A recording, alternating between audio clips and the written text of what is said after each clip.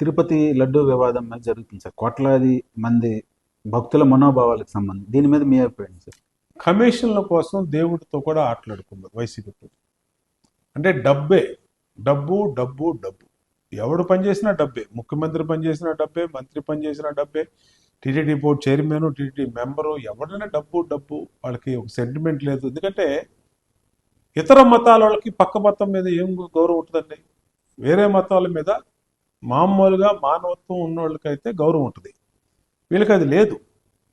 అందులో వీళ్ళు ఫస్ట్ నుంచి కూడా అనేకమైనటువంటి ఆరోపణలు వచ్చినాయి టీటీడీ మీద వైసీపీ హయాంలో. ఇవాళ ఒక నెయ్యిని, ఒక నందిని డైరీ అని బెంగళూరులో, కర్ణాటకలో గవర్నమెంట్ డైరీ నుంచి స్టాండర్డ్స్ మెయింటైన్ చేసి సప్లై చేస్తున్న నెయ్యిని కాదని కమిషన్లు కక్కుర్తిపడి ఏఆర్ డైరీ దగ్గర నుంచి, చెన్నై నుంచి తెచ్చారు నెయ్యి అంటే 350 రూపాయల కంటే ఎలా ఇస్తారండి? ఇదేం సాధ్యమా?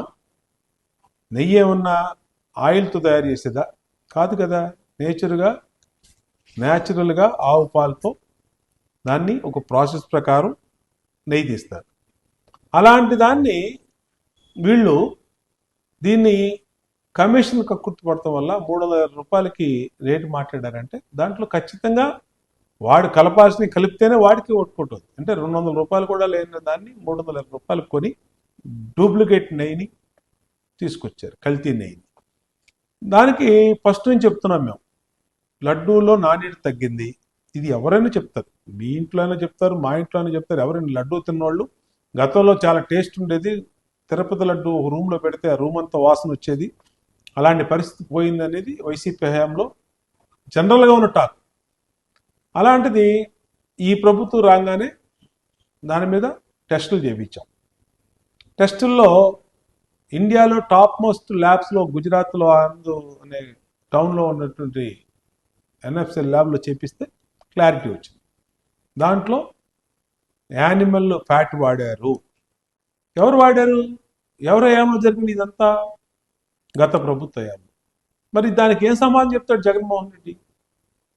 అంటే నువ్వు డబ్బుల కోసం ఈ దేశంలో కోట్ల మంది భక్తులు ఉన్న కలియుగ ప్రత్యక్ష దైవమైన వైకుంఠంతో సమానమైనటువంటి వెంకటేశ్వర స్వామి వారి ప్రసాదాన్ని జంతు కొవ్వుతో అపవిత్రం చేశారంటే ఎంతకన్నా మహాపాపం లేదు. ఖచ్చితంగా ఇది మతాలకి, కులాలకి, పార్టీలకి, రాజకీయాలకి అతీతంగా ఖండించాలి. ఇలాంటి ఎప్పుడు జరగకూడదు. ఏ మతంలో కూడా జరగకూడదు. ఏ మత విశ్వాసాలను కూడా దెబ్బతీయకూడదు. ఏ మతంలో కూడా ఇలాంటివి జరగకూడదు. కాబట్టి దీన్ని అందరూ కూడా, అన్ని మతస్థులు కూడా ఖండించాల్సిందే.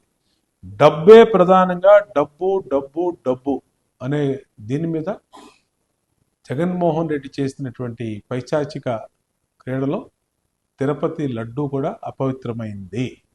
కాబట్టి ఇవాళ చర్యలు తీసుకుంటాం. ఖచ్చితంగా సిట్ వేసాం. దీన్ని విడిచిపెట్టే ప్రసక్తి లేదు.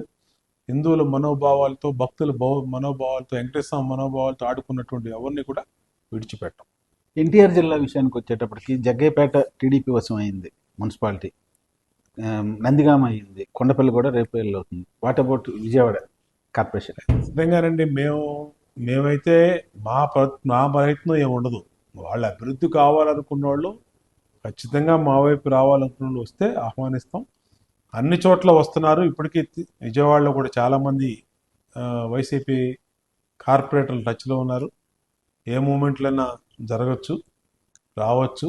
మాకేంటంటే అధికారం కాదు, అధికారం కార్పొరేషన్ వస్తే మాకు తెలుగుదేశం పార్టీకి మాకేమీ అధికారం అదేమీ ముఖ్యం కాదు. కానీ బట్ విజయవాడ అభివృద్ధిని ఆకాంక్షించి వాళ్ళున్నా మా పని మేము చేస్తాం. అభివృద్ధి అనేది మా కార్పొరేషను, టీడీపీ కార్పొరేషన్ అనేది ఇంకా ఎక్కువ చేస్తాం.